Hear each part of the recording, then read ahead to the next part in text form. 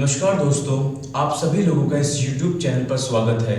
दोस्तों, ये वीडियो है उन स्टूडेंट्स के लिए जो इंग्लिश को बहुत ही ज़्यादा बेसिक से सीखना चाहते हैं, जो ये बोलते हैं कि सर हमें इंग्लिश नहीं आती है, हमें बिल्कुल स्टार्टिंग से बताना शुरू करो। तो आप लोग जानेंगे आज कहाँ पर आपको दिस का यूज़ करना होता है और कहाँ पर आपको दीस का यूज़ करना होता है।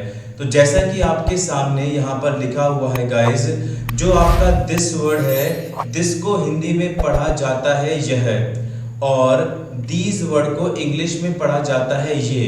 तो आप समझ गए होंगे, यह जो वर्ड है यह है सिंगुलर। कैसा है? सिंगुलर मतलब एक वचन। और जो आपका दीज वर्ड है ये है आपका प्लूरल। प्लूरल का मतलब है ये आपका बहुवचन है। ठीक है, मान लो, अच्छा एक बात और, दिस का यूज करोगे तो जो भी वस्तु है, जो भी व्यक्ति है, वो आपके पास में होना चाहिए, वो आपके नजदीक में होना चाहिए। दीस का यूज भी जिस भी व्यक्ति या वस्तु के लिए कर रहे हो वो आपके नजदीक में होनी चाहिए या वो आपके पास में होनी चाहिए। ठीक है, जैसे मैंने बोला यह मार्कर है, तो आप मुझे बताएंगे कितने मार्कर हैं। तो आपने बोला सर एक मार्कर है, और एक का मतलब होता है सिंगुलर।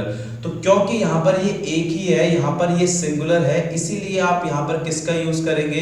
दिस का यूज करेंगे, ना कि दीस का यूज करेंगे। मान लो कि मेरे सामने 4 मार्कर होते, 1 2 3 4, या फिर 1 या 2 से 1 से ज्यादा होते, तो भी मैं क्या बोलता? दीस बोलता, क्योंकि मेरे नजदीक है, बहुत सारे हैं, तो मैं दीस का इस्तेमाल करता। जरा देखिए, सेंटेंस में लिखा हुआ है कि this house is very big, ये घर बहुत बड़ा है। तो इसने क्या बोला? यह घर बहुत बड़ा है।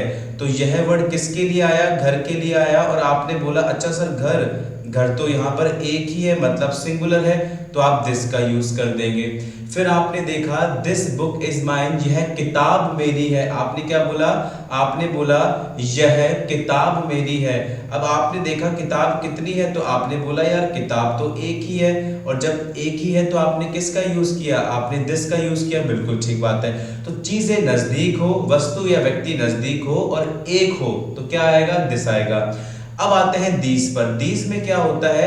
जब चीजें बहुत सारी होती हैं और नजदीक होती है, और हम संकेत करना चाहते हैं ये किताबें मेरी हैं। एक से ज्यादा होंगी, 2 3 4 5, और मैं बोलता हूं ये किताबें मेरी हैं।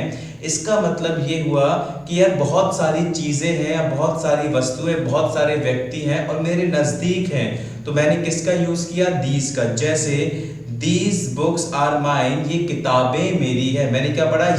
ये किताबें मेरी है। तो ये का मतलब बहुत सारी किताबें होंगी। हाँ भाई, आपने बोला बिल्कुल सही बात है, ये तो प्लूरल है, बिल्कुल ठीक बात है।